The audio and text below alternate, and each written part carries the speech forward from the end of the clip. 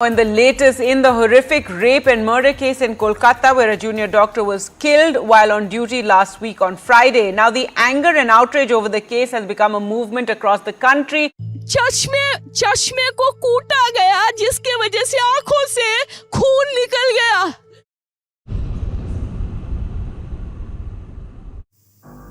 कोलकाता का RG Kar medical college and hospital. इस hospital के बाहर इन दिनों काफी ज्यादा अफरा तफरी, तोड़फोड़ और प्रोटेस्ट का माहौल है।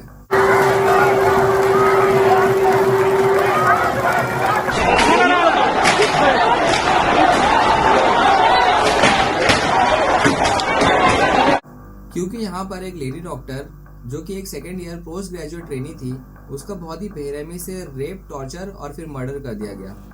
और ये कोई नॉर्मल रेप मर्डर केस नहीं है। इस केस ने पूरे देश को हिलाकर रख दिया है।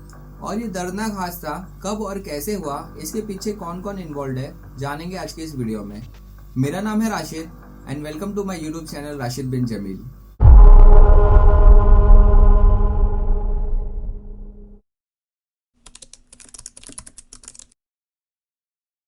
सुबह करीब 10:30 बजे लेडी डॉक्टर के पेरेंट्स को हॉस्पिटल से कॉल आता है और बताया जाता है कि आपकी बेटी की तबीयत काफी ज्यादा खराब है और आप तुरंत हॉस्पिटल पहुंचे।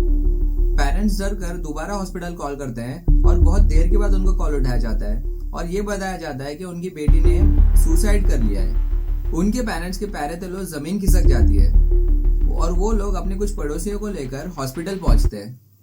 मुझे वो लिपटती है और कहती है कि सब कुछ खत्म हो गया। मैंने कहा क्या हुआ? नहीं, मेरी लड़की ने सुसाइड कर दिया है, ये खबर आई है। वहां पर वो लोगों को बॉडी देखने नहीं दी जाती और वेट करने बोला जाता है क्योंकि प्रोबेबली वहां पर एविडेंस टेम्परिंग हो रही थी। जब उनके फादर बॉडी देखते हैं तो उस लेडी डॉक्टर की बॉडी सेमी न्यूड कंडीशन में मिली।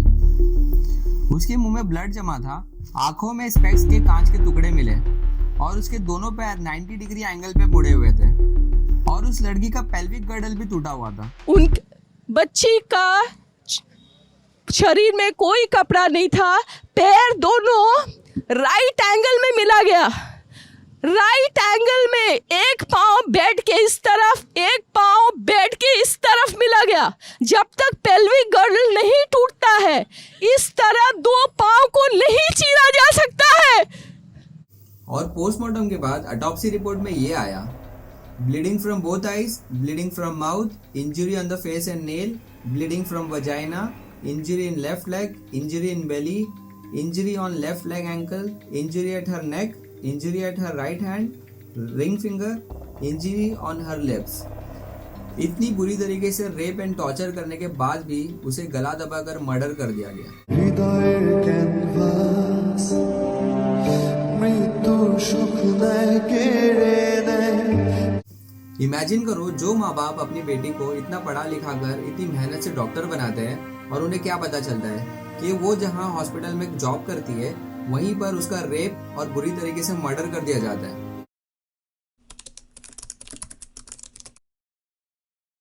9 अगस्त करीब रात 2 बजे वो अपनी 36 आवर्स की लॉन्ग शिफ्ट कर रही थी। उसने रात 2 बजे डिनर किया अपनी जूनियर कलीग्स के साथ और डिनर के बाद उसने सोचा मैं थोड़ा देर आराम कर लेती हूँ। वो 4th फ्लोर पे सेमिनार रूम में जाकर सो गई। करीब 4 बजे उसका रेप और मर्डर हुआ और सुबह 7:30 बजे उसकी बॉडी डिस्कवर हुई। जब पुलिस ने इन्वेस्टिगेशन शुरू की तो उन्हें क्राइम सीन पे एक ब्लूटूथ हेडफोन मिला। सीसीटीवी कैमरास की फुटेज को निकाला गया और जो लोग वहां पर मौजूद थे उस वक्त उन्हें बुलाया गया। सबके मोबाइल्स ले लिए गए और उस हेडफोन्स के ब्लूटूथ को कनेक्ट करने की कोशिश करी तो वो एक आदमी के मोबाइल फोन से कनेक्ट हुआ। वो था संजय रॉय। संजय रॉय एक सिविक वॉलंटियर है जो कोलकाता पुलिस के साथ काम करता था।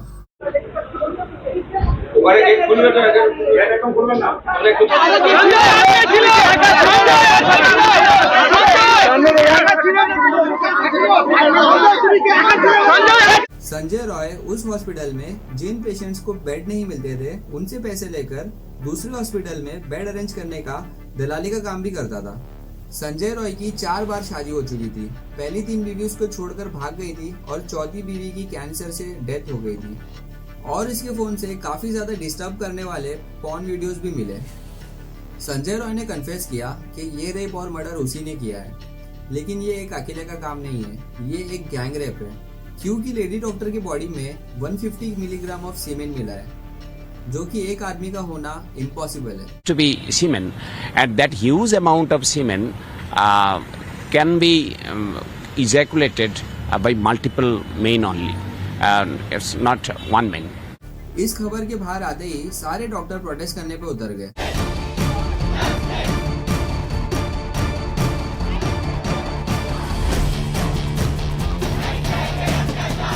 My demand as a person is the crime has been covered completely. The body was cremated in a rush. Post-mortem was not reviewed. The site was destroyed. Vandalism was allowed. Burial of evidence. That means all that we shout, if tomorrow they say there's no evidence, there'll be no justice. Mamata Banerjee जो कि waste Bengal के chief minister है, उन्होंने कहा police अगर Sunday तक case solve नहीं करती है तो ये केस सीबीआई को ट्रांसफर कर दिया जाएगा। कोलकाता हाईकोर्ट बीच में इंटरवीन करती है और कहती है कि संडे तक वेट नहीं होगा और सीधा केस सीबीआई को ट्रांसफर कर देती है। डॉक्टर संदीप घोष जो कि आरजीकर मेडिकल कॉलेज के प्रिंसिपल है, उनसे जब सवाल हुआ लेडी डॉक्टर की सिक्योरिटी को लेकर तो उन्होंने कहा कि उसको वहां जाने की क्या जरूरत थी। उनके इस इररेस्पॉन्सिबल कमेंट को लेकर सोशल मीडिया पे काफी ज्यादा बवाल हुआ और बहुत ज्यादा क्रिटिसिज्म उनको फेस करना पड़ा। बढ़ते क्रिटिसिज्म को देखकर संदीप अपने पोस्ट से रिजाइन कर देते हैं। इसका कारण है मेरा बदनामी हो रहा है, मेरा बदनामी हो रहा है सोशल मीडिया में, मेरा मुख पे कुछ भी बोली जा रहा है। इसके कारण से और एक ये जो लड़की का डेथ हुआ डॉक्टर, ये लड़की मेरा लड़की जैसा है। एक पेरेंट्स होने का नाते मैं रेजिग्नेशन देना सोचता हूँ। और शॉकिंग बात यह है कि रिजाइन करने के 4 घंटे बाद ही कोलकाता नेशनल मेडिकल कॉलेज में एज ए प्रिंसिपल अपॉइंट कर लिए जाते हैं। कोलकाता हाईकोर्ट फिर से इंटरवीन करती है और उनकी ये न्यू जॉब को टर्मिनेट कर देती है और ये बताती है कि इस मामले में उन्होंने काफी ज्यादा इररेस्पॉन्सिबल बिहेवियर दिखाया है। वो बहुत ही करप्टेड आदमी है। वो आरजीकर मेडिकल कॉलेज में स्टूडेंट लोगों को फेल कराना, टेंडर ऑर्डर देकर के 20% कमीशन लेना और ये हॉस्टल वगैरह अलॉटमेंट में पैसा लेना, एक माफिया राजा बोल सकते हैं। मैंने अपनी पूरे कैरियर में इतना गंदा इंसान नहीं देखा।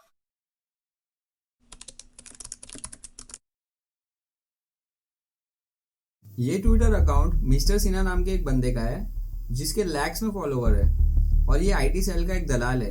ट्विटर पे ये फेक स्क्रीनशॉट्स वायरल किए गए और बताया जा रहा है कि देखो मुस्लिम कैसे मीम्स बना रहे हैं और इस केस को लेकर कैसे मजाक उड़ा रहे हैं।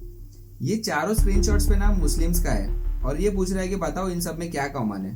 मैंने इन फेक ट्वीट्स को लेकर कोलकाता पुलिस को टैग भी किया और कुछ लोग इतने बेवकूफ है कि इन फेक स्क्रीनशॉट्स को देखकर मुस्लिम्स को गालियां दे रहे हैं। ये अकाउंट्स वेरीफाइड है और इनके लैक्स में फॉलोवर है।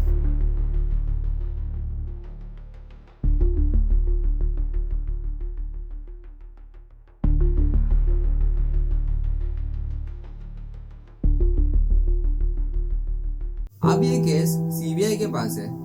लेडी डॉक्टर के पेरेंट्स को चेस्ट डिपार्टमेंट वालों पर शक है, जिस डिपार्टमेंट में वो काम करती थी। होपफुली जो इस रेप एंड मर्डर केस में इन्वॉल्व है उनको जल्द से जल्द पकड़ा जाए और मैं चाहूंगा कि उस लेडी डॉक्टर को जल्द से जल्द जस्टिस मिले।